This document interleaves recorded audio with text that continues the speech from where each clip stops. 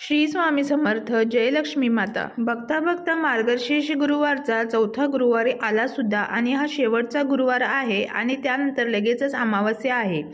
तर मार्गशीर्ष गुरुवारी जर एखादी एकादशी किंवा अमावस्या असेल तर हा मार्गशीर्ष गुरुवारची पूजा मांडावी का आणि उद्यापन करावे का? तर हो, नक्कीच करावे. कारण दिवाळीमध्ये लक्ष्मीपूजनसुद्धा अमावस्येलाच असते.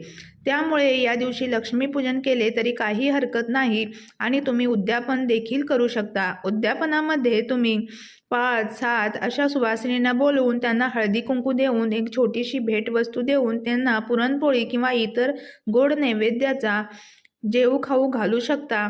त्याचप्रमाणे आपण जशी पूजा करतो, कथावाचन करतो, त्याचप्रमाणे आपण ही पूजासुद्धा करू शकतो. त्यामुळे मनामध्ये कोणतीही शंका कुशंका न बाळगता अमावस्या असेल तरीसुद्धा आपण व्रताचे उद्यापन नक्की करू शकतो.